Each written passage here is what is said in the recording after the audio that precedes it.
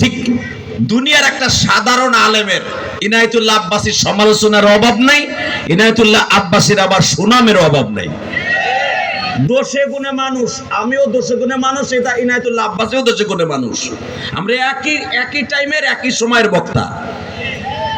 এই মুসলমানের বল, আপনি ভাইবেন না আমি 2 দিন আগের বক্তা। আমার বক্তৃতার বয়স 27 বছর হয়ে গেছে। আলহামদুলিল্লাহ বলতে পারলেন না? শুধু আমার দিকে তাকাবেন, কোনো দিকে ঘাটটা ঘুরাবেন না। ঠিক একটা ভুয়া খবর শুনে যেমনি করে হেলিকপ্টার দেখতে যুবকগুলো দৌড় দিছে, এক একজন এক একটা ভুয়া খবর দিতে কইতো হ্যাঁ নবীর উট আয়া পড়ছে। এই ছেলেগুলো আবার দৌড়ে উঠ পাহাড়ের থেকে নামতো, নাইমা দেখতে যে না আহে নাই, আবার যাইয়া বাইতে চলে যাইতো। ঠিক আজকে রবিউল আউয়াল মাসের 13 তারিখ বেলা 2:30টার সময় কে যেন একটা খবর দিল, তোরা দুপুরের খাবার খাইতে যাইস না। একবারে তাসদিক খবর, একবারে সত্য খবর, নবী আয়া পড়ছে। আল্লাহ যারা জোরে আওয়াজ দিয়েছে এদেরকে কোনোদিনও বেঈমান করে মারবা না। ওই সময় যেমন সাহাবীদের মধ্যে উৎফুল্ল ছিল, যেরকম সাহাবীদের ভিতরে ভালোবাসা উতলায় উঠছিল, এরাও আমার নবীর কথা শুনে আল্লাহু আকবার দিয়ে তাদের অন্তরটা ভালো লেগে গেছে। যখন খবরটা আয়া পড়ছে, আল্লাহর কসম করে বলছি তোরা কেউ দুপুরে লাঞ্চ করতে যাইস না। তোরা তো প্রতিদিন সকালে আইস, দুপুরে খাবার খাইতে যাইতেছস, লাঞ্চ করতে যাইতেছস, আজকে যাইস না। একবারে সত্য সূত্রে জানতে পারছি, একবারে ঘনিষ্ঠ সূত্রে জানতে পারছি নবী আজকে 2টা 2:30টার মধ্যে মদিনায় ঢুকবে।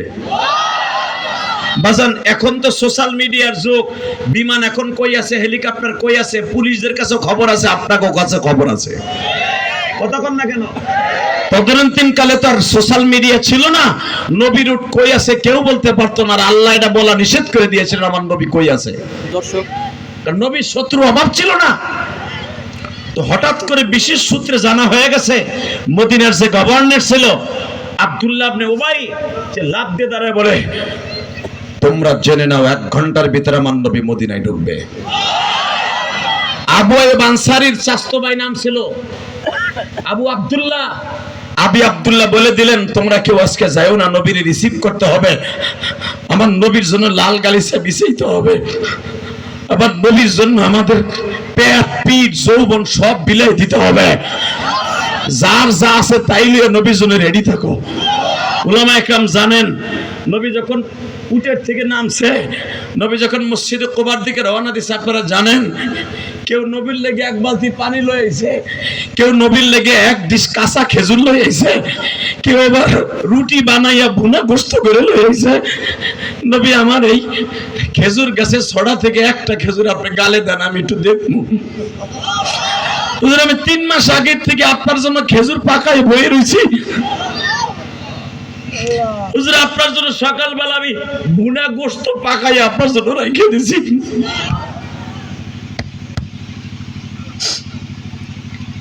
আল্লাহ দেখো তোমার নবীর কথা শুনে যাদের চোখে এখন পানি আসবে, আল্লাহ তুমি দেখো যারা বসে বসে এখন মায়ের কথা মনে করে কাঁদবে, অনেক দাড়ি ভাগা বাজানদের চোখ ভরা পানি দেখতেছি, নবীর ইশক নিয়ে যাদের চোখে পানি দেখবো, এই চোখ দিয়ে জীবনে একবার হলো নবীরে দেখাইবে।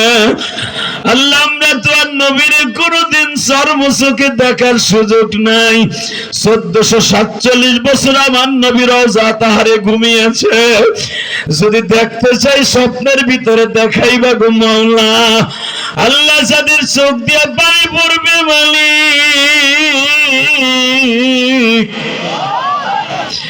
আমার নবীরে না দেখাইয়া কোনদিন করে নিবে না।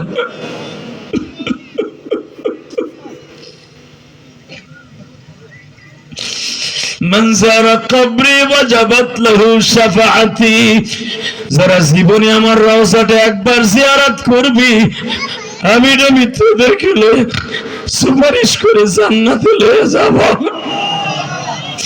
যারা জীবনে একবার আমার নবীর স্বপ্নে দেখবি, আমি নবীর জীবনে যারা ঈমানের হালাতে একবার স্বপ্ন দেখবি, আমি নবী তারে রাইখা জান্নাতে যাবো না। আমি নবী তারে রেখে জান্নাতে যাব না, আমি নবী তারে কবরে একা রাখবো না, আমার রওজা থেকে ওর কবরের সাথে একটা রাস্তা বানায় দিব, আমি নবী ওর বডিটা দেখে রাখবো, কিয়ামত পর্যন্ত দেখে রাখবো। ওই জাহান্নামের আগুন 99টা সাপ স্পর্শ করতে পারবেন, আল্লাহু আকবার জোরে বলতে হবে। আমার ওই নবীর যদি বাংলার জমিনে কেউ গালি দেয় অথবা ইন্ডিকেট করে কথা